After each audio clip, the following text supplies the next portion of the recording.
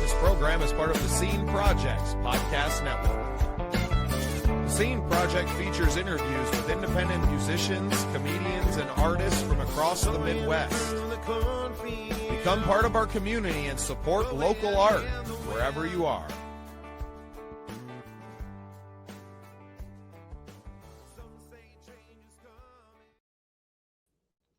Well, welcome into this exciting episode of REEL Biz. I am your host, Bubba Startz, and with me today is founder of Pure and Easy Tea and friend of the scene, Carmine del Sordi. Carmine, welcome to the show. Hey, thanks for having me, Bubba.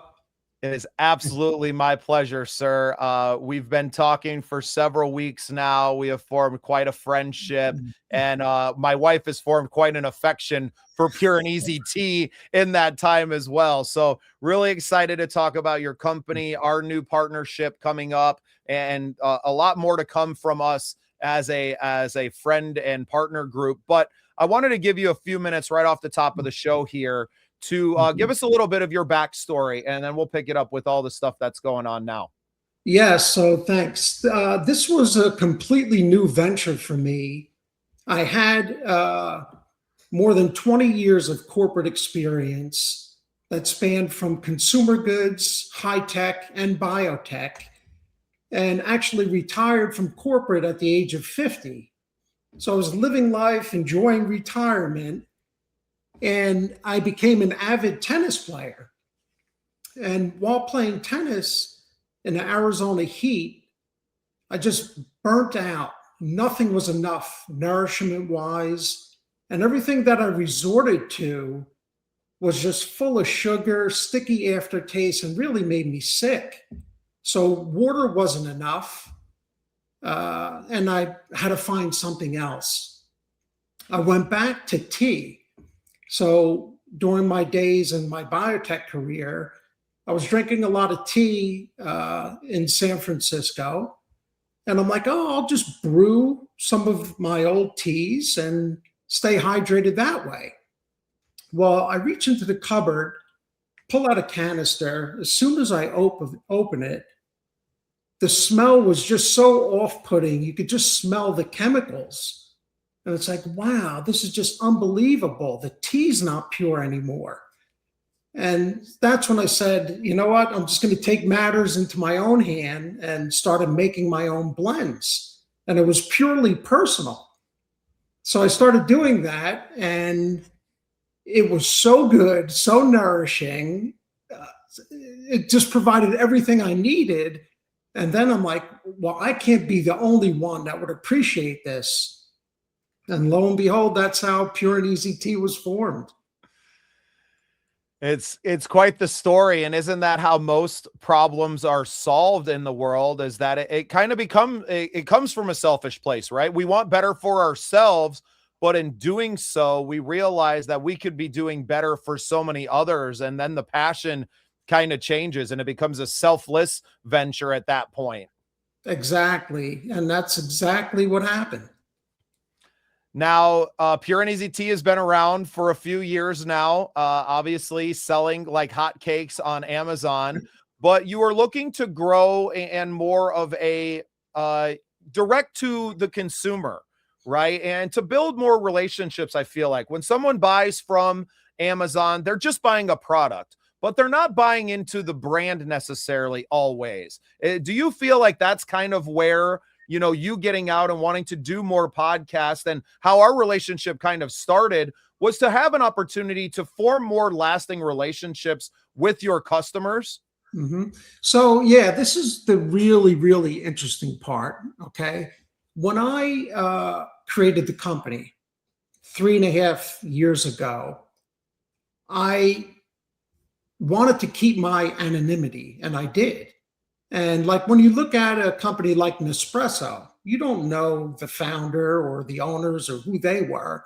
You just live by the brand. Wow, it's a really nice brand. And I truly wanted the brand to speak on its own. So I did that. I launched it just as Pure and Easy Tea without me whatsoever. And we did it on Amazon. And I'm like, let the product speak for itself. And sure enough, it did. It started to take off and grew and grew. And then there were requests where people actually wanted to know more about the company, and the success of it was so good. And I realized, I sat down and I thought, I was really contemplating it, but this brand is a culmination of my entire life story and my entire being. And I'm like, why am I staying away from it? And I know you know about my past. And this was one of the things. So in the past, I did my own side hustles. I'm an author of a book in corporate. And, with that, I spoke at colleges. It was just all about me, pumping Carmine, pumping Carmine. And this was the last thing I wanted at this stage of my life and with this brand. Uh, but when I focus on where I am today, living, with purpose, and everything I put into Pure and Easy Tea, it truly is a culmination of my being, from my background in consumer goods to the formulations and biotechnology to building the brand. And, one of the most heartfelt stories about it all is my mother passed away very young. She was only 54 years old. And at that time, I put her on tea, and I really tried to save her and studied nutrition. And I would be combing the internet before the internet, it was Lexis and Nexus databases back then. It wasn't even the internet. I'm reading clinical trials and studies and putting all I have into trying to save her. And, that didn't work out too well, but you always maintain the knowledge. And now years later, when I'm, trying to take care of my own health, everything came rushing back. All the knowledge with nutrition and all the studying, and everything just folded right in. And so we started the company. Now I wrote myself into the brand. I'm doing more outreach. I'm connecting with some of the customers, telling the story, and it really is. It's just so rewarding and fulfilling on so many levels. Well, and even when you were in the corporate world, while it may have been about Carmine, it was always, Carmine from this other thing, right? And your persona had been kind of baked into another brand, where now your persona and everything that you are is baked into Pure and Easy Tea. And it would be impossible to tell the story of Pure and Easy without Carmine at least being in the story. You don't have to be the main character, but you can be a very big supporting character of that. Yes. And it took a while to get here, but we're here now. Yeah. Well, I have some of the tea here in house. You sent us some of the Soothe, and this is going to be a product that we feature on the podcast a lot, especially when we go out on our tour in March and we're out, and we're not just bringing it with us and featuring it on the program, but we're going to be drinking it on the program. We're going to be giving it to other artists. This tea is absolutely incredible. Not to pump your tires while you're on the show, but we're doing a lot of it on our other shows and programs as well. We're huge fans. And I heard from the UK that they are obviously huge tea drinkers over there. He absolutely loved it. Shout out to our host, AJ of Unsigned Spotlight, who had rave reviews for you already. So you obviously have a great product, but it's not always just a great product that sells. People want to know more, especially in this day and age. They want to know who they're buying from, not just what they're buying. Yeah, that's true, but it really starts with the quality and having a great product. So it's great to dive deeper, but it's like the products truly are so good. And the reason I'm saying that is because we really don't find it. And I go back to my business background. When I started the company, there's something marketing called Blue Ocean Strategy. And within Blue Ocean Strategy, there's 4 actions framework. And so tea is a completely saturated market. There's a ton of competitors in the space and so on. So how do I dare enter, right? So you're really assessing the market and you're trying to reduce and eliminate those things that are no longer needed or bad and create and raise the stuff that's good. So the market had turned. If you walk into any supermarket and buy tea, you're literally finding tons and tons of cheap teas that are tea dust with flavorings, and usually in pretty bad containers like that contained microplastics. So we eliminated all of that. We're using whole botanicals, real nutritious ingredients that you could bake, brew for an hour, and it's only going to get more depth and flavor and nutrition out of it. Some of our blends have 11 ingredients in them where you're just getting nutrition. So you walk in like a Costco today, you see a wall full of gummies for this, gummies for that. It's like all chemical lab-driven stuff.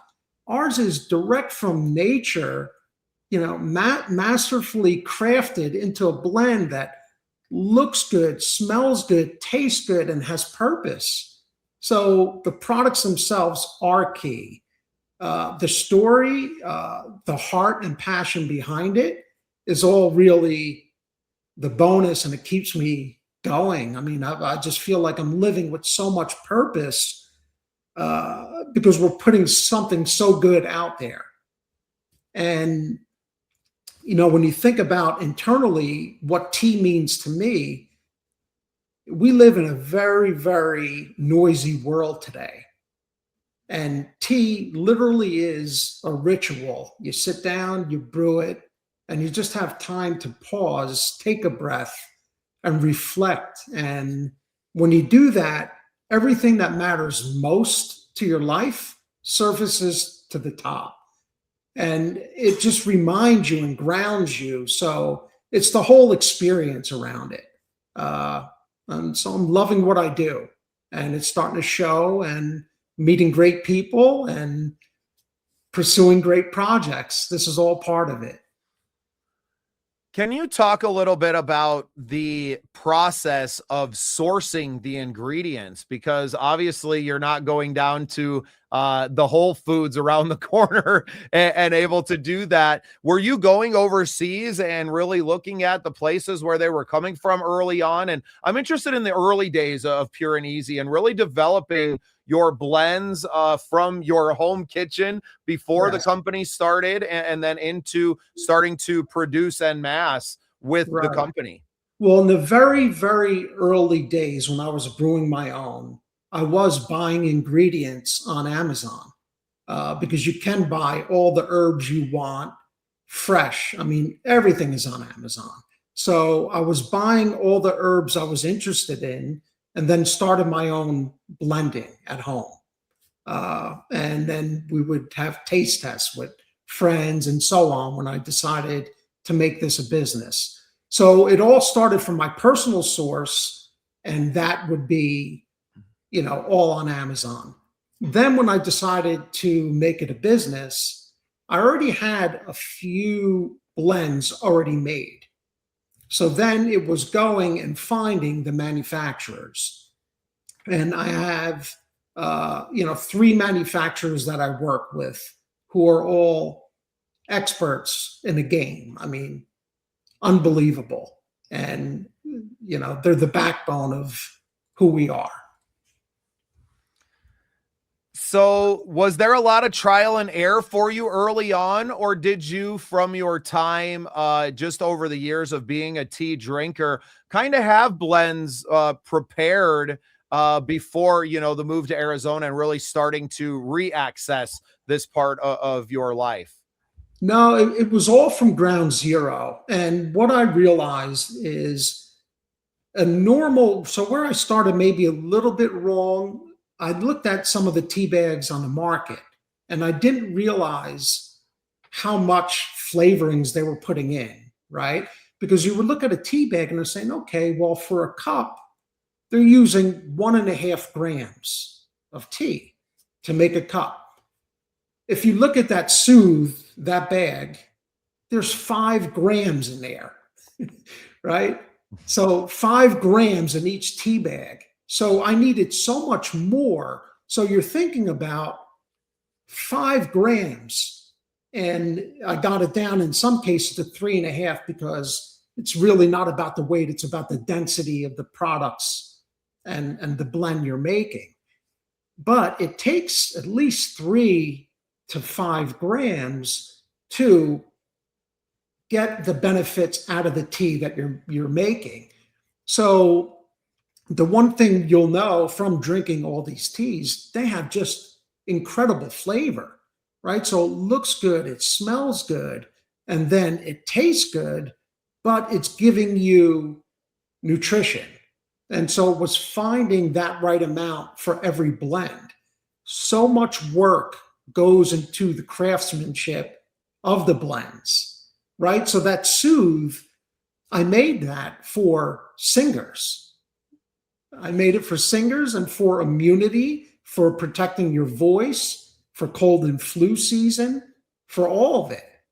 And I don't know if you could see, but you could read some of those ingredients on there. Do you see how many are in there? How many ingredients do we have on here? Do you see if you look at the ingredients? But I could tell you just from my head. I mean, I know echinacea, eucalyptus, right? Ginger root, turmeric, chamomile, orange, right? Natural citrus. I mean, all these are just chemicals haven't touched them. They're picked. There's not one thing on here that I can't pronounce, Carmine. Right. I mean, makes me feel a lot better drinking it. That's what you're putting into your body, right? And so to get the blends right takes a lot of work. It really does. Well, and not just on the research and development side to craft the brew itself, but then on the manufacturer side to make sure that these blends are consistent. You know, for Soothe, it comes into the bags, but some of these other ones are mixed whole in the bag themselves. So you're getting, you know, there's a lot of science and a lot of care that's taken into the packaging as well, not just in the bags that don't contain, you know, bleached and microplastics and just all the things that you don't even think about. Even if your tea is organic or healthy, they don't say anything about the bags that they put it in, right? So there's just so much care has been taken in each and every cup, and it really comes out not just in the flavor, but in the way that it makes you feel drinking it. Yes. Yep. And that's what's most important, right? The constant nutrition for the body. And I drink pots in a day. You know, I drink big pots. My refrigerator's full of natural iced teas. So it's just, they're incredible. They really are. We are getting there. My wife is actually in the process where right now she's still just like trying each one, but eventually she's going to settle on a couple of favorites. She definitely loved the spa day, which I know is maybe going off the shelves for a little while here, but she said she'll take everything that you still have left as soon as possible. And she loves that it naturally, you know, for whatever reason, she likes it. It turns blue. Right. You know, it turns a little blue because of the blueberries she likes blue stuff, right? She likes blue drinks. I don't know what it is, but how nice to have something that attains that without having all of the food dyes and everything else that she's using currently. Well, tell her to put a splash of lemon in it and it'll turn purple. The blue magically turns to purple. But so this is a really good point. When I came first to Amazon, I started with 5 SKUs and I developed about 20. And I had to learn the hard way, right? That Amazon truly is the most competitive marketplace in the world. Who am I that people are just going to come rushing to Pure and Easy Tea, see us, buy all of our products and so on. And it's sad for me that I had to take down so many products from Amazon because you just can't compete with them all. It costs way too much to advertise. We just completed our second full year of business, and really it was this past December that just pushed us to profitability. So think about that. I started like more than 3.5 years ago, and took 2 years of business of selling product, 2 full years of selling product to just turn profitable. Yeah, to make So a dollar. Yeah.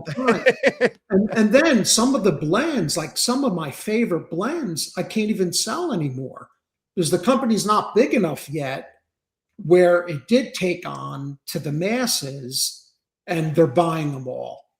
And that was really sad for me. It's like, wow, the market just doesn't know yet. They just don't know, So one good thing is our biggest seller now proved to be our gift box.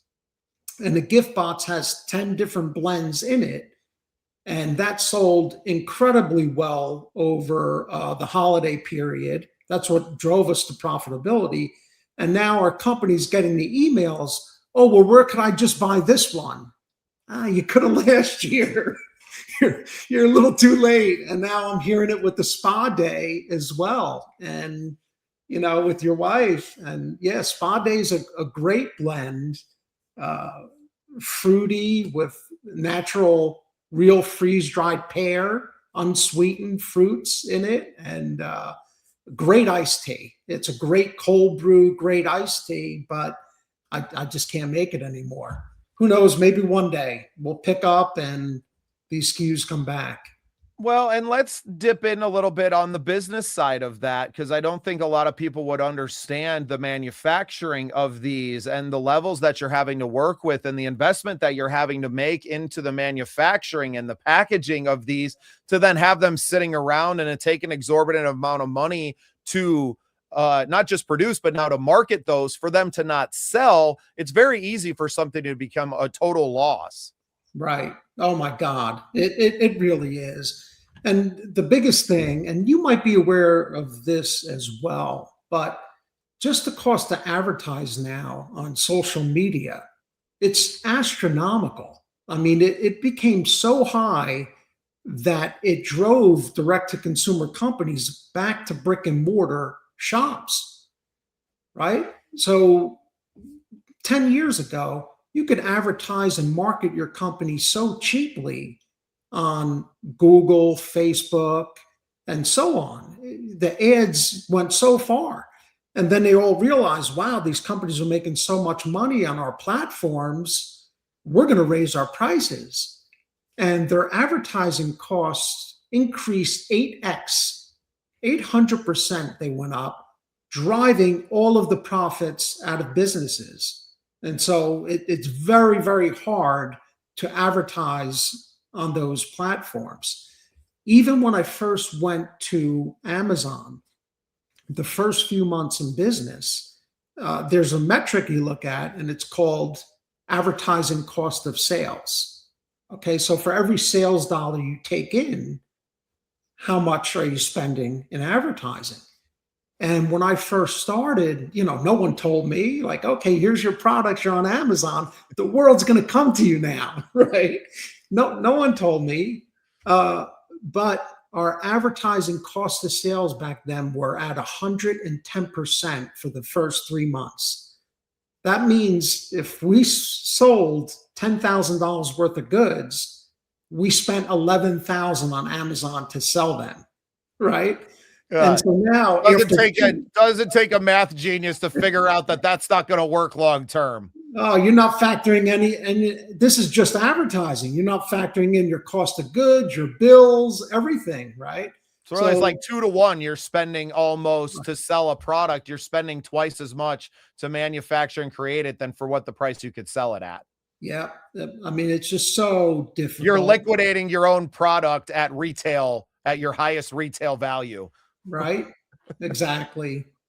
So those were the challenges. And now I feel we're at that point. We fulfilled 30,000 orders in those first 2 years. We're growing at 100%. It's nationally accepted. And so now it's about just trying to get more exposure, continuing to let it grow organically. But we're a small business. We're still very small. So just like the artists you're interviewing, right? It's the same type of thing. We're all at the same level, trying to grow, trying to make it in a good way when we're loving what we do. So I love the synergy all around. Yeah, well, and exactly what you talked about is what we are. You're looking for multipliers now. You know Right. what it cost you to just one for one try to digitally market this product and sell on Amazon. And Mhm. you know that the margins aren't there without having a loyal fan base there to do it. Now you can rely a little bit on repeat customers and people, Mhm. maybe a subscription program or, a fan club of the tea where people are, the retention of the customer, but also having someone like myself and others, and hopefully more of our artists inside of the scene as ambassadors for the product that gives you a little bit of authority out there without the massive ad spend and to lower that cost of acquiring a new customer substantially.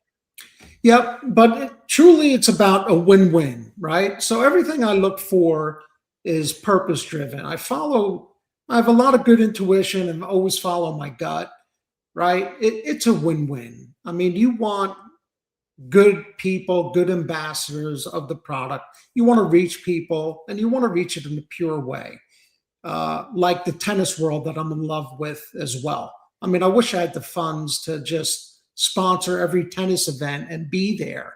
It's like, oh my God, you see certain things like Red Bull at a tennis event. Are you kidding me? Who could play 5 hours of tennis drinking Red Bull? Your heart would explode, loaded with chemicals, right? We should be the ones, at the event, right? Full of nutrition. So I believe we're on our way and we'll eventually get there. But this is, just a great perk along the way, all around.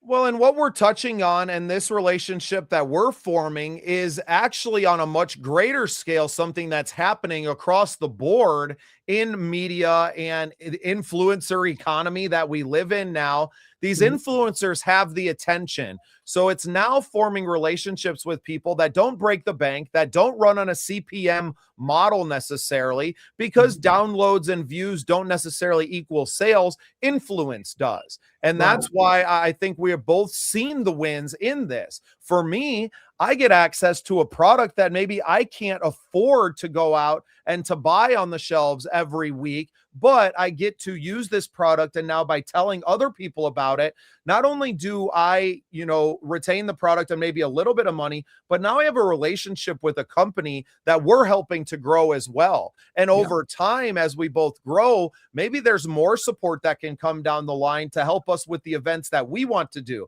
Now, we are not the US Open, right? But we may be able to form these events that get these products in front of maybe a few hundred to begin with and leveling up to a few thousand, and not just being a drink that's available, but being the official drink of the scene projects. And for Right. me, that's where I see it. And now for me, I don't have to go to an alcohol company or a Red Bull or one of these Mhm. companies that have massive marketing budgets, a Monster Energy, or, Right. God forbid, any of these companies that are harming people, Yep. albeit sometimes in small ways. It's not the pharmaceutical industry, but Yeah. that we can get behind a product that is actually extending people's lives and is making people healthier down to a very cellular biological area. And that's what I love about our relationship and where we go from here. Yeah. 100%. That's awesome. I see it the same way. Very good. Carmine, where can everyone find the products online? I have the video queued up here as our outro, the brand video, so people are going to learn a little bit more as well. But a chance for you to kind of plug where other, maybe influencers or other brands that are interested in working with you for their events, they can find you, and I'll let you get out of here. Yeah, no, I mean, pureandeasytea.com. That's the best place to go. There's an email. You could reach sales@pureandeasytea.com. Everything will sift through me. Register on the website, and yeah, just help wherever you can if you have an interest. It's great.